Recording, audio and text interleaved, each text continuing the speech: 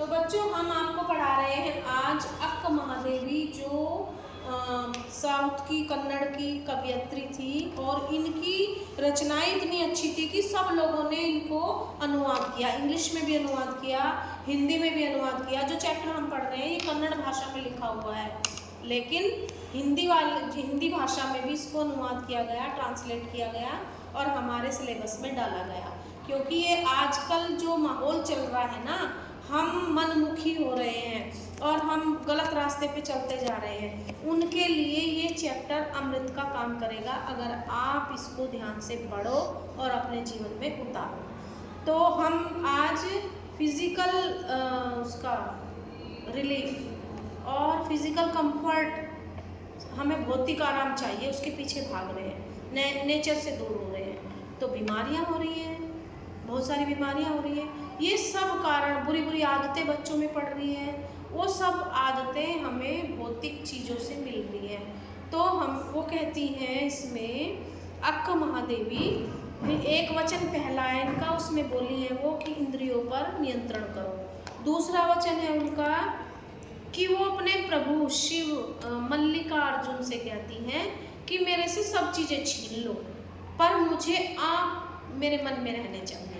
बाकी सब चीज़ें छीन लो। कोई कहता है प्रभु मुझे मेरे बेटे को पास कर देना, हे प्रभु हमारा घर बन जाए तो मैं वहाँ पर बालाजी के मंदिर में प्रसाद चढ़ाऊँगी, अगर मेरा बेटा स्वस्थ हो जाए तो मैं वैष्णो देवी जाऊँगी। लेकिन अक्क महादेवी कहती है कि मेरे से सब छीन लो, बस मुझे आप चाहिए। वो उल्टा करती है। तो ये इसका आपको सीख है कि भौतिक चीज़ों के पास मत दौड़ो, ना हम कुछ लेके आए थे और ना लेके जाना है। इस मेले में आए हैं, मेला देखेंगे और सीधे खाली हाथ जाएंगे, तो क्यों ही इन चीज़ों के पीछे फिरना। तो वो अक्क महादेवी कहती हैं, दूसरा वचन है उनका, ए मेरे जूही के फूल जैसे ईश्वर, ईश्वर माने भगवान, हे मेरे जूही का फूल बहुत सुंदर होता है, तो वो अपने भगवान की तुलना जूही के फूल से कर रही है कि मेरा भगवान कैसा है, जैसे जूही का फूल।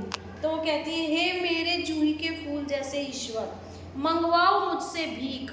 अब देखो यहाँ अपोजिट, वो सब लोग मांगते हैं कि मुझे धन दो, है ना, वो कह रही है कि मेरा सारा धन खत्म कर दो, मेरा ऐसा हाल बना दो कि मैं लोगों के सामने भीख मांगू, तभी तो भगवान अंदर आएंगे।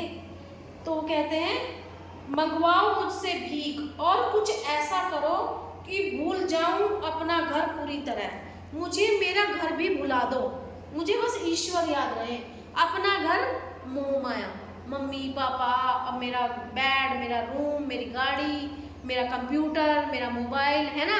तो वो ये कहती है टोटल मैं अपना घर ही भूल जाऊं, मुझे बस आप ही याद रहो।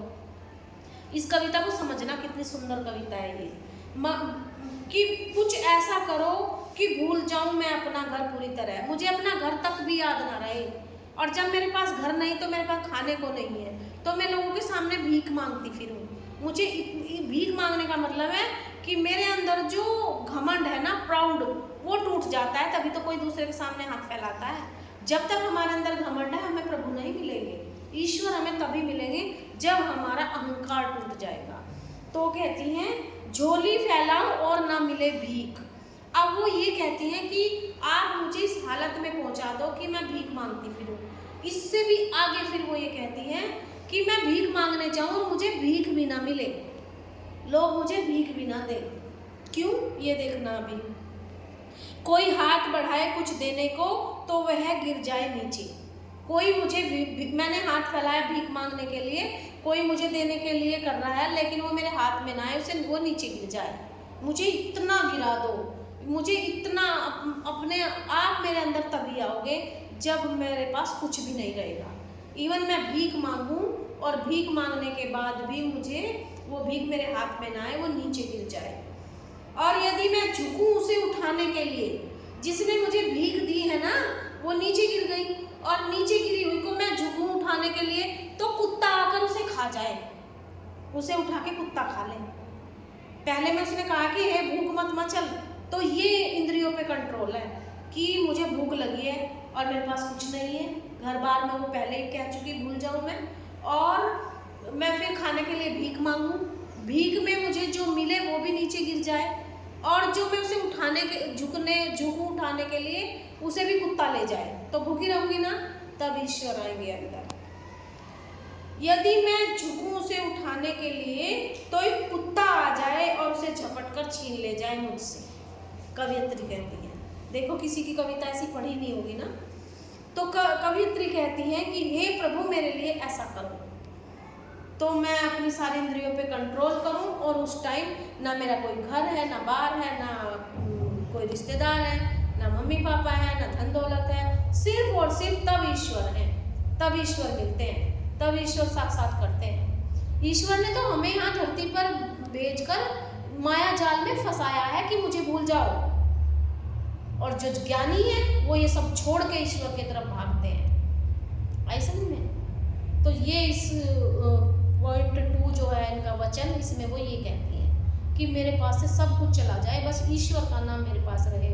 ए मेरे जूही के फूल जैसे ईश्वर, जूही के सुंदर सुगंधित फूल, उनसे वो प्रार्थना कर रही है। तो बेटा आज की जो लाइफ है ना, हम लोगों को, आप जैसे बच्चों को जो पश्चिमी सभ्यता की तरफ दौड़ रहे हैं, जो बिल्कुल खोखली है, उसमें कोई वजन नहीं है। और हमारी सभ्यता इतनी बढ़िया कि यहाँ हर रिश्ते से प्यार है ना, हर त्योहार से प्यार है, पहनावा ओढ़ावा भी कैसा होना चाहिए, खाना पीना कैसा होना चाहिए, कब सोना चाहिए, कब जागना चाहिए। इवन मैंने अभी देखा कि भूतों की भी पार्टी हो रही है भाई।